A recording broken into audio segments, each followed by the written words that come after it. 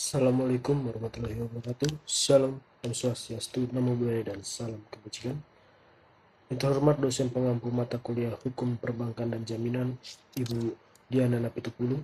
Saya Zevani Meon Sidaputar dengan NIM 22400500157 akan memaparkan materi factoring atau ancak piutang dalam perbankan. Ancak piutang atau factoring adalah suatu kontrak di mana perusahaan ancak piutang menyediakan jasa-jasa sekurang-kurangnya, jasa pembiayaan, jasa perlindungan terhadap risiko kredit, dan untuk klien berkewajiban kepada perusahaan ancak piutang secara terus-menerus menjual atau meminjamkan piutang yang berasal dari penjualan barang-barang atau pemberian jasa-jasa. Berdasarkan keputusan Menteri Keuangan nomor 1251 garing KMK titik 013 garing 1998 tertanggal 20 Desember 1998, perusahaan ancak piutang merupakan badan usaha yang melakukan kegiatan pembiayaan dalam bentuk pembelian dan atau pengalihan serta pengurusan piutang atau tagihan jangka pendek suatu perusahaan atau debitur dari transaksi perdagangan. Menurut Dahlan Siamat, sejauh ini belum ada definisi yang lengkap yang dapat disetujui oleh kalangan masyarakat keuangan. Selanjutnya, ia mendefinisikan ancak piutang sebagai transaksi pembelian atau penagihan serta pengurusan piutang atau tagihan jangka pendek klien penjual kepada perusahaan ancak piutang factoring. Kemudian akan ditagih kepada pembeli karena adanya pembayaran kepada klien oleh perusahaan factoring atau faktor. Kegiatan ancak piutang pada dasarnya merupakan bidang usaha yang relatif baru di Indonesia. Eksistensi kelembagaan ancak piutang dimulai sejak ditetapkan paket kebijaksanaan 20 Desember 1988 yang diatur dengan Keputusan Presiden nomor 61 tahun 1998 dan Keputusan Menteri Keuangan nomor 172 garing KMK garing titik 06 garing 2002. Pengenalan usaha ancak piutang memperoleh sumber pembiayaan alternatif di luar sektor perbankan. Dalam hal ini, ancak piutang atau factoring merupakan suatu transaksi keuangan suatu perusahaan menjual piutangnya, misalnya tagihan, dengan memberikan suatu diskon. Ada 3 perbedaan antara ancak piutang dan pinjaman bank. Pertama, penekanan ancak piutang adalah pada nilai piutang, bukan kelayakan kredit perusahaan. Kedua, ancak piutang bukanlah suatu pinjaman, melainkan suatu pembelian aset atau piutang. Ketiga, peminjaman bank melibatkan 2 pihak, sedangkan ancak piutang melibatkan 3 pihak. 3 pihak yang terlibat dalam ancak piutang adalah penjual, pembeli atau customer, dan pihak yang membiayai faktur. Penjual adalah pihak yang memiliki piutang, biasanya untuk layanan dibelikan atau barang yang dijual dari pihak kedua, pembeli atau customer. Penjual selanjutnya menjual satu atau lebih tagihannya dengan potongan atau diskon ke pihak ketiga, suatu lembaga keuangan khusus untuk mendapatkan uang dalam bentuk kas. Pembeli atau customer akan membayar langsung ke perusahaan pembiayaan dengan jumlah penuh sesuai nilai tagihan terkait dengan peran. Dari definisi tersebut dapat dikemukakan bahwa kegiatan ancak piutang meliputi pertama, pengambil alihan tagihan suatu perusahaan baik dengan cara dibeli atau dengan cara lain sesuai dengan kesepakatan. Kedua, mengelola usaha penjualan kredit pada suatu perusahaan. Dan ketiga, penagihan piutang perusahaan klien. Dalam kegiatannya, ancak piutang melakukan pertama mengambil alih tagihan suatu perusahaan baik dengan cara dibeli atau dengan cara lainnya sesuai dengan kesepakatan. Dan kedua mengelola usaha penjualan kredit atau pembiayaan suatu perusahaan.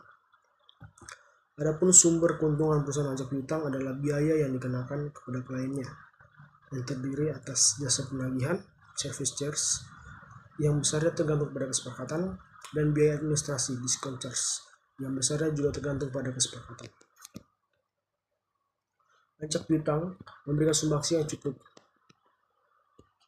positif dalam pembangunan dunia usaha, yakni pertama menurunkan biaya perusahaan, kedua memberikan fasilitas pembiayaan dalam bentuk pembayaran di muka atau advance payment sehingga akan meningkatkan credit standing perusahaan klien, ketiga meningkatkan kemampuan bersaing perusahaan klien karena klien dapat mengadakan transaksi dagang secara bebas atau dasar open account, baik perdagangan dalam maupun luar negeri.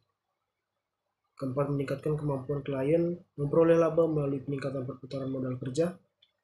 Kelima, menghilangkan ancaman kerugian akibat terjadinya kredit macet. Risiko kredit macet dapat diambil oleh perusahaan anjak piutang. Dan terakhir, mempercepat proses pertumbuhan ekonomi. Jenis-jenis fasilitas anjak piutang meliputi pertama, berdasarkan pelayanan, yaitu pertama full service factoring, memberikan jasa secara menyeluruh, baik jasa pembiayaan maupun non-pembiayaan. Kedua, bulk factoring, memberikan jasa pembiayaan dan pemberitahuan saat jatuh tempo pada nasabah, tanpa memberikan jasa pembiayaan dan pemberitahuan saat jatuh tempo pada nasabah, tanpa memberikan jasa lain seperti risiko piutang, administrasi penjualan, dan penagihan. Ketiga, maturity factoring, pada dasarnya tidak diperlukan oleh klien, tetapi oleh pengurusan penjualan dan penagihan piutang serta proteksi atas tagihan. Dan keempat, finance factoring, menyediakan fasilitas pembiayaan saja tanpa ikut menanggung risiko atas piutang tak tertagih. Lalu berdasarkan penanggungan risiko, yang pertama with recourse factoring, berkaitan dengan risiko debitur yang tidak mampu memenuhi kewajibannya. Keadaan ini bagi perusahaan anjak piutang merupakan ancaman risiko. Dalam perjanjian with recourse, klien akan menanggung risiko kredit terhadap piutang yang dialihkan kepada perusahaan anjak piutang. Lalu kedua, without recourse factoring, perusahaan anjak piutang menanggung risiko atas tidak tertagihnya piutang yang telah dialihkan oleh klien. Namun, dalam perjanjian anjak piutang dapat dicantumkan bahwa di luar keadaan macetnya tagihan dapat diberlakukan bentuk recourse. Lalu berdasarkan perjanjian, pertama disclose factoring, pengalihan piutang kepada perusahaan anjak piutang dengan sepengetahuan pihak debitur atau customer. Oleh karena itu, pada saat piutang tersebut jatuh tempo, perusahaan anjak piutang memiliki tagih pada debitur yang bersangkutan. Kedua, undisclosed factoring, transaksi penjualan atau pengalihan piutang kepada perusahaan anjak piutang oleh klien tanpa pemberitahuan kepada debitur, kecuali bila ada pelanggaran atas kesepakatan pada pihak klien atau secara sepihak perusahaan anjak piutang menganggapkan menghadapi risiko. Lalu berdasarkan lingkup kegiatan, pertama domestic factoring, kegiatan transaksi anjak piutang dengan melibatkan perusahaan anjak piutang, klien dan debitur yang semuanya berdomisili di dalam negeri. Lalu kedua, international factoring, kegiatan anjak piutang untuk transaksi ekspor impor barang yang melibatkan dua perusahaan factoring di masing-masing negara sebagai ekspor faktor dan impor faktor. Keterlibatan berbagai pihak dalam kegiatan anjak piutang akan memberikan suatu memperoleh keuntungan bagi masing-masing yang terlibat, baik perusahaan anjak piutang, klien maupun customer. Secara umum, anjak piutang memberikan manfaat, yaitu pertama manfaat bagi klien, di mana manfaat yang dapat diterima klien terdiri pertama peningkatan penjualan, yakni dengan adanya jasa pembiayaan memungkinkan klien melakukan penjualan dengan cara kredit atau pembiayaan. Kedua, kelancaran modal kerja, yakni jasa anjak piutang memungkinkan klien untuk mengkonversi piutangnya yang belum jatuh tempo menjadi dana tunai dengan prosedur yang relatif mudah dan cepat.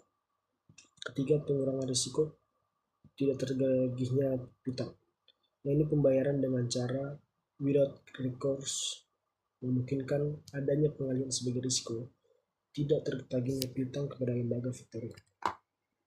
Keempat, memudahkan penagihan piutang, yakni jasa penagihan piutang yang diberikan oleh lembaga factoring, yang dalam ini klien tidak perlu secara langsung melakukan penagihan utang pada customer, sehingga waktu dan tenaga karyawan dapat dimanfaatkan untuk melakukan kegiatan lain yang lebih produktif. Kelima, efisiensi usaha, yakni jasa administrasi penjualan memungkinkan klien untuk mengelola kegiatan penjualan secara lebih rapi dan efisien, karena administrasinya dilakukan oleh pihak factoring yang sudah lebih berpengalaman. Keenam, peningkatan kualitas piutang, yaitu jasa administrasi penjualan memungkinkan pemberian fasilitas kredit kepada pembeli secara lebih efektif, sehingga kemungkinan tertagihnya piutang menjadi lebih tinggi. Lalu kedua, manfaat bagi factor atau lembaga factoring, di mana manfaat utama yang diterima Lembaga factoring adalah penerimaan dalam bentuk fee dari pihak klien. Dalam hal ini, fee tersebut terdiri dari pertama discount fee, yaitu fee ini dibayarkan oleh klien kepada faktor karena faktor memberikan jasa pembiayaan atau uang muka atas piutang yang diberikan oleh faktor. Discount fee diperhitungkan sebesar presentasi tertentu terhadap besarnya pembiayaan yang diberikan atas dasar risiko tertagihnya piutang. Jangka waktu dan rata-rata tingkat bunga perbankan. Kedua, service fee, yaitu fee ini dibayarkan oleh klien kepada faktor. Karena faktor memberikan jasa dan pembiayaan yang nilainya ditentukan sebesar persentase tertentu dari piutang atas dasar beban kerja yang akan dilakukan oleh factoring. Semakin besar volume penjualan, maka fee ini semakin besar. Semakin sedikit penagihan hutang, semakin besar penagihan hutang, maka fee ini juga semakin besar. Lalu manfaat bagi customer, yaitu pertama kesempatan untuk melakukan pembelian kredit, di mana dengan kehadiran jasa pembiayaan, anak piutang memungkinkan klien untuk melakukan penjualan secara kredit. Kedua, pelayanan penjualan yang lebih baik, di mana jasa administrasi penjualan memungkinkan klien melakukan penjualan dengan lebih cepat dan tepat. Dengan adanya perusahaan pembiayaan yang memberikan jasa pengalihan piutang dengan konsep ajak piutang atau factoring, maka akan memberikan kemudahan bagi perusahaan untuk menyelesaikan piutangnya dan agar terhindar dari risiko yang tidak diharapkan seperti uang prestasi atau ingkar janji dari pihak lain atau debitur. Demikian pemaparan saya terkait materi factoring atau ajak piutang. Kurang lebihnya mohon maaf. Sekian, terima kasih. Assalamualaikum warahmatullahi wabarakatuh.